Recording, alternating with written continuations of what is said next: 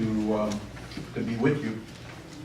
I was told that I should take about maybe 20 minutes to a half hour for kind of laying out some of the thoughts I have today, and that we have another opportunity later in the morning to deal with questions and this dialogue that we can get into.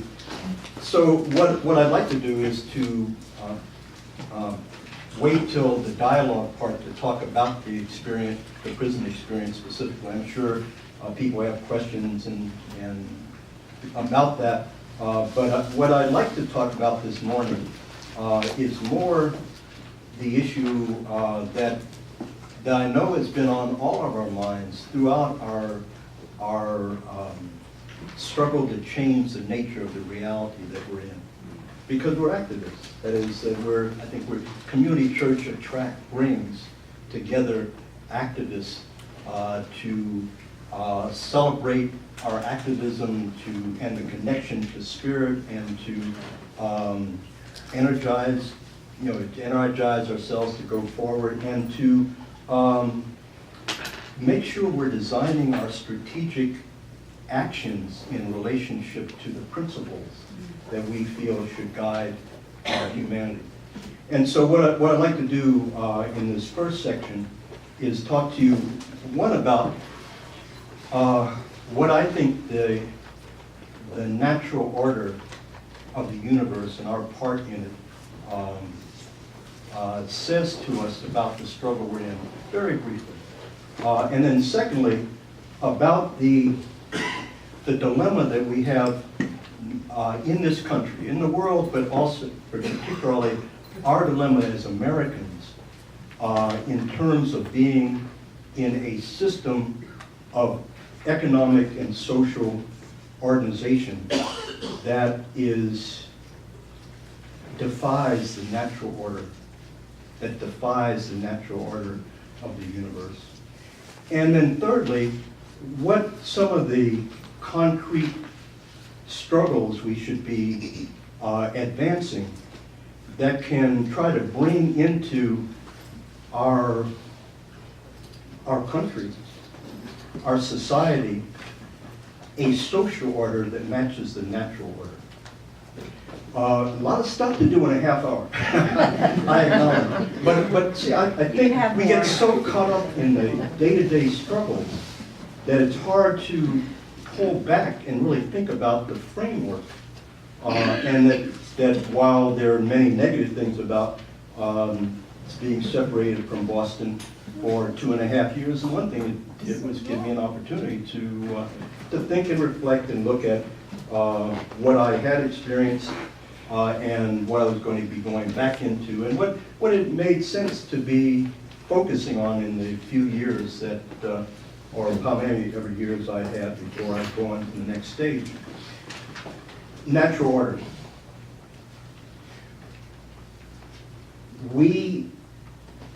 There is an amazing hubris, pride, arrogance in us as human beings that separates us, that where we separate ourselves from nature. We don't see ourselves as part of a natural organism, as part of this ball of energy that's floating in this space.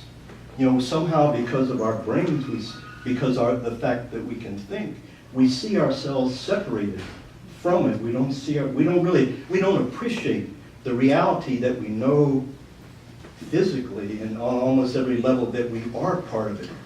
And I think it's very important as activists to appreciate our part as human beings in the order of nature. Because there is an order in nature that cannot be denied. There is an order in nature that cannot be denied, and that gives us tremendous hope in terms of the future. I was up on top of a mountain. I mean, the prison, beautiful land where they built this prison. And it's up on top of this mountain, surrounded by mountains, and just in this bowl, the sky was just surrounding us. And it was exhilarating because it gave me a sense of our being part of nature. We were just, that nature was the reality. Our struggles as prisoners, quote unquote, and administrators was minuscule. We were ants on the ground within the framework of nature. Now, what is the specific relevance of that? The order of nature is spring, summer, fall, and winter. That's the order of nature. I mean, you can talk about the elements and go into, but the reality is that in our life, we know that there is a moment of birth, there is a moment of flowering, there is a moment of decay, and then there's a moment of kind of solidification, where that decay comes together. But it comes together not ending, not solidifying into a mass from which nothing will ever grow. It comes together, and out of that comes a new birth. Comes spring, comes summer, comes fall, and winter, and then over and over and over again. We're going into winter. We complain about the snow and the cold, but what we know is that spring is coming. Spring is coming out of the chaos of winter. Spring will come. We all have our spring when we're born. We have our summer when we begin to reach our fruition, maybe 30s, 40s. We have our fall, 50s and 60s, and then we have our winter. You can look at the whole question of reincarnation, but we don't have to go there. I mean, it's worth thinking about, but we don't have to go there this morning. But what we do know is that even though all of us reach our winter and our chaos as our bodies go back into nature. Our bodies go back into nature, but science tells us that the electrical energy that is our thought cannot be created or destroyed. And so what I think that means is that the energy that makes the chemicals that are our body live, because when I go to funerals, I see chemicals in front of it. It's a body, but it's a body of chemicals. That energy, the thought, the emotions are no longer there. It's no longer there. Where is it? It's gone back into the universe. And it will undoubtedly be part of the human creation forever. Right? So we're part of that. What other aspects of that natural order affects us? If we look through history,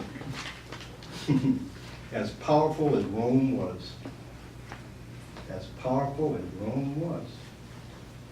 go to Italy today. Go to Rome. Right? Go back and read the history books. Rome was the emperor, the Caesars, the power of that Roman empire spread around the world. There were people there in Rome, in the empire, who said, Rome will never die. We will always be the power. Right? Just like there are people who are saved to us today. Oh, come on. You can't defeat. Oh, come on. Look at the power and might that they have. This capitalism and the banks, etc., will always be supreme. How can you defeat them? We can't defeat them. That's right. We can't defeat them. they will defeat themselves, being out of tune with nature, as every empire has always defeated itself throughout history by being out of tune with nature. That is the message of history. That is the spirit that should make us jump out of bed every day, to rejoin the struggle, to rejoin the process, not of defeating the enemy, because the enemy will be defeated by its own arrogance, by its own greed, by its own ignorance, by its own dysfunctionality in the scope of nature. We spring out of bed to create the new, because out of every empire that went down, there was a seed that grew up. And that seed was an idea. That seed was an idea of how to create something that went beyond what just had fallen in terms of human relationships, in terms of how human beings dealt with each other. That's history. That's the grounds of our struggle, I believe. You know, we aren't apart from that history. The American empire will fall.